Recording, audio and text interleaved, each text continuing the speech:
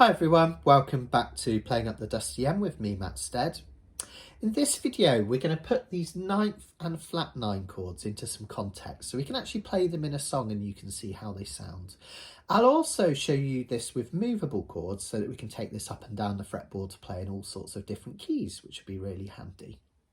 So just as a quick recap, remember that ninth chords are another form of dominant chord. That just means they're built off the 5th degree of the scale. And another form of dominant chord is a 7th, and we can think of a 9th as a 7th with either a 9th or a flat 9 added. And to turn a 7, such as an F7 into a 9, like an F9, we just play the note that is 2 to the right of the root. And to turn a 7th into a flat 9, such as D7 into D7 flat 9, we play a note 1 to the right of the root.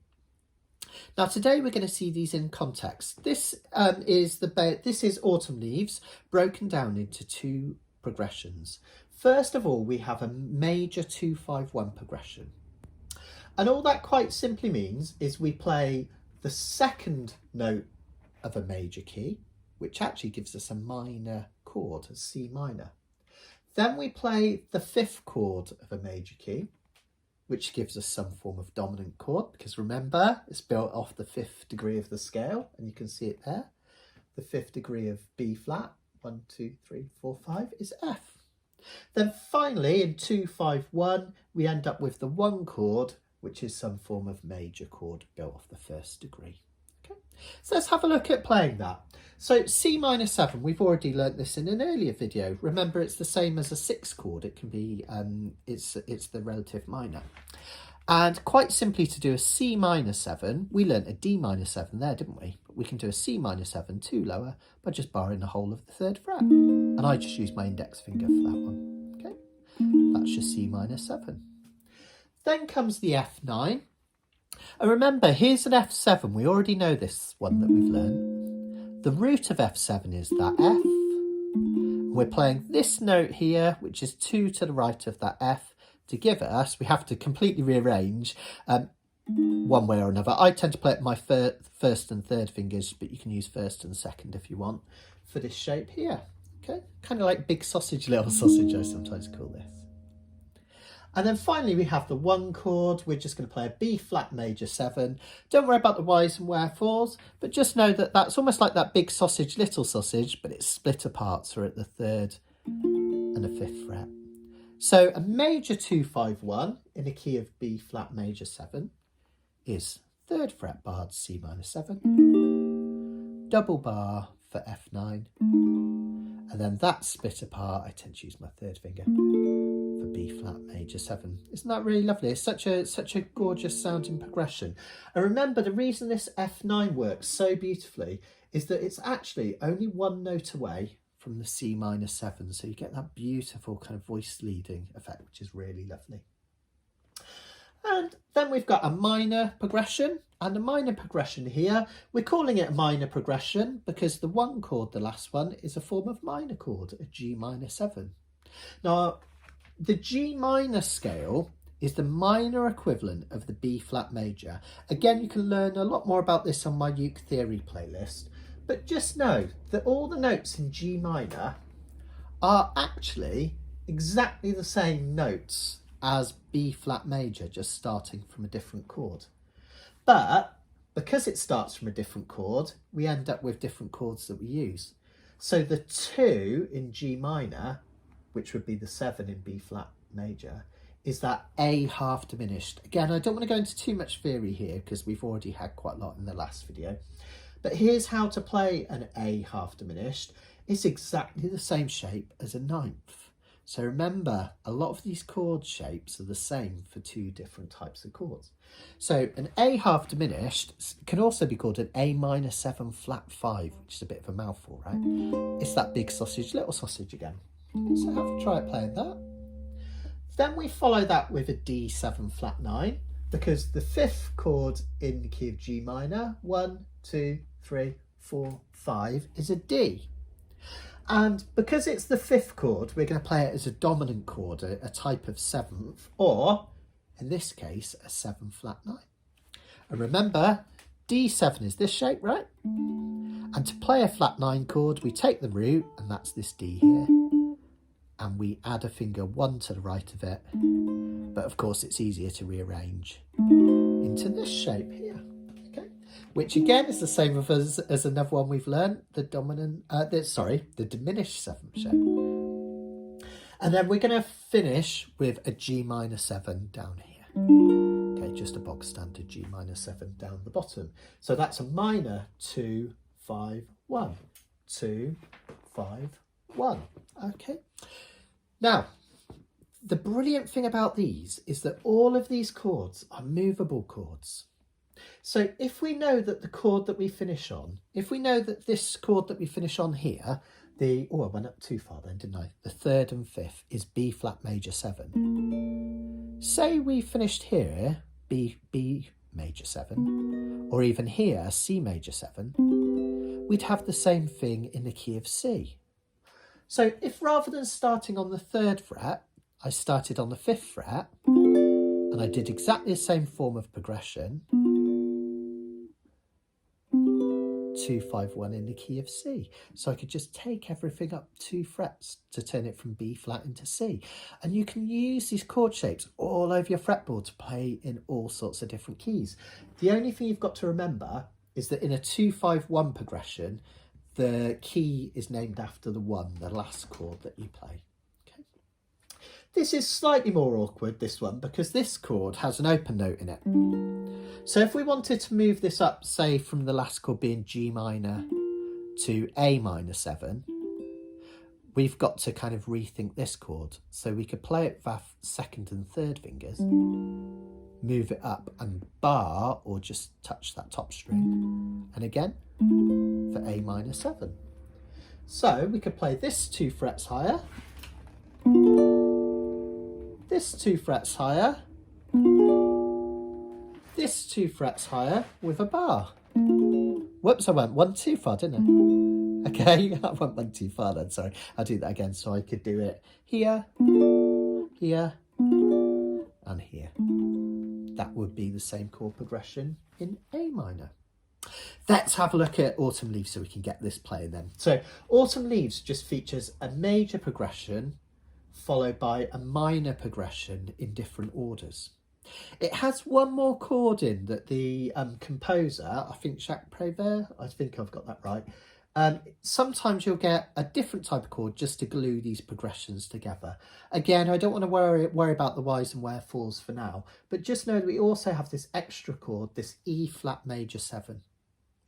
That's easy enough to do because it follows this B flat major 7, which is barring the 3rd and 5th frets. And notice to go to this one from here, you just have to drop that finger down, okay, to the bottom string, the string nearest the floor. Okay, it's that simple. So just try playing this through with me slowly. We're going to do 4 slow down strums on each chord.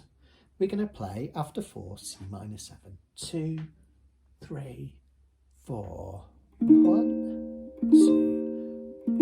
Then the double bar for F9. Take that up and split it apart for B flat major 7. And then we're going to do this gluing together chord, E flat major 7. Okay, let's try that again. Come in on Leaves if you want to play along.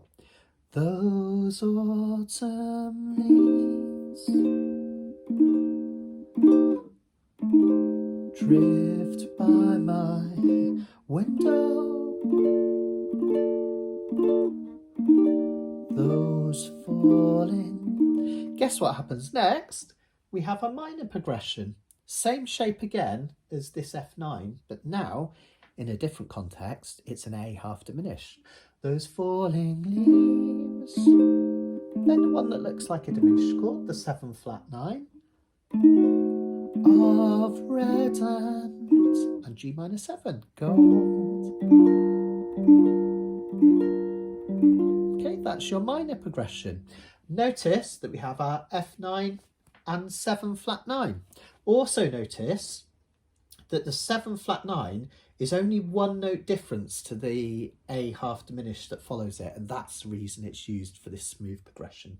If you move this note up one, this note here, this F sharp, to a G, you would end up with that chord there, exactly the same shape, and that's why they fit together so beautifully.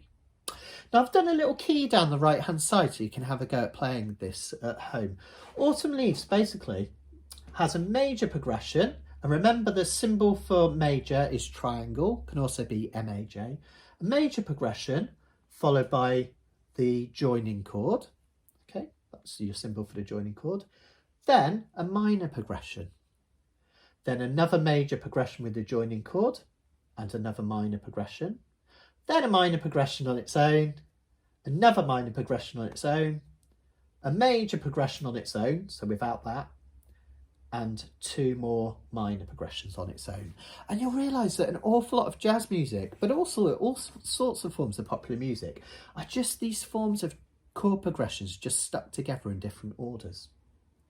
There's one thing that you need to remember, it's not crucial, but if you're performing this one it will be, that whenever we don't have this joining together chord, I want you to play the last chord, the one chord, for 2 bars rather than 1 bar. You'll see what I mean as we play it.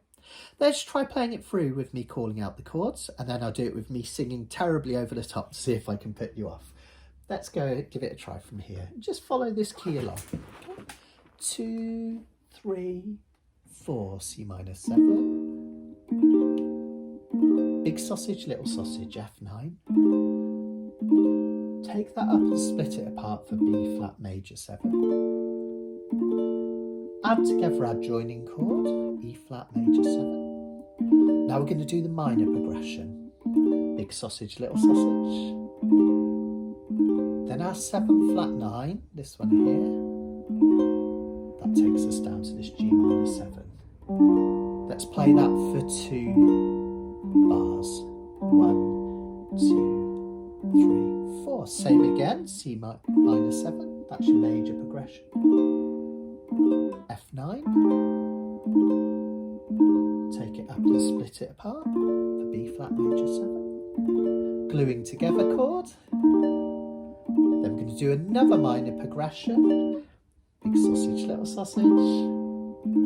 D7 flat 9. And then 8 strums or 2 bars of G minor 7. Okay. Now that's taken us as far as here. The next thing we do is another one of these progressions. 2, 3, 4 minor progression. D7 flat 9. G minor 7 for 2 bars, 8 strums. Then notice we've got a triangle. So major progression, big sausage, little sausage for F9. Split them apart for B flat major 7 and 2 bars this, or 8 strums. 5, 6, 7, 8, which takes us to these last 2 minor progressions. 2, 3, 4, big sausage, little sausage. D7 flat 9. G minor 7 for 2 bars. 5, 6, 7, 8, then finally one more minor progression, D7 flat 9, and we end on G minor 7. Let's put that together with me singing. I might get the words wrong because I always forget them. I should have written them down, but as long as you can roughly hear what's happening, just follow this all the way down. Remember to play 2 bars on the last chord whenever there's not the plus sign. You'll soon get the hang of it. Let's give it a go. I'm going to go really slow. Come in on the word leaves.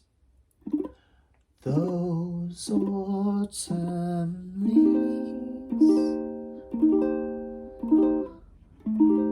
drift by my window.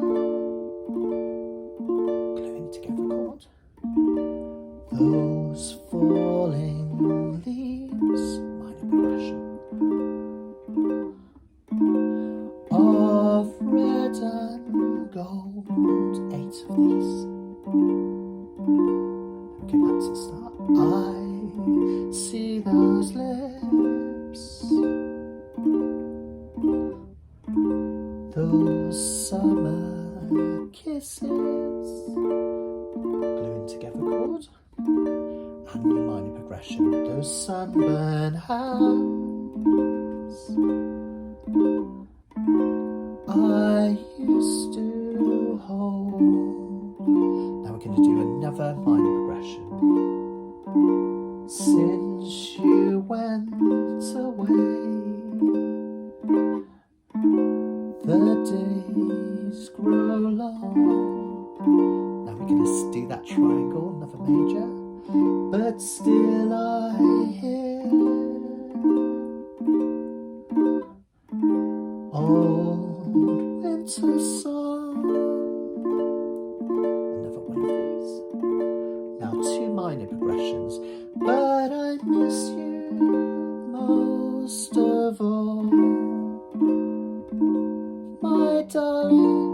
And then one more minor progression to finish. When autumn leaves start to fall. There we go. So that's how we can use those 9th and flat 9 chords up the fretboard. And of course, if you wanted to play that in another key and raise the pitch using all the skills we've done so far, for instance, if you wanted to play it instead of B flat in C, just do everything you just did 2 frets higher. If you wanted to play it in D, 2 frets higher again. Simple as that. I will see you in the next video. Have a lot of practice of that and enjoy yourself.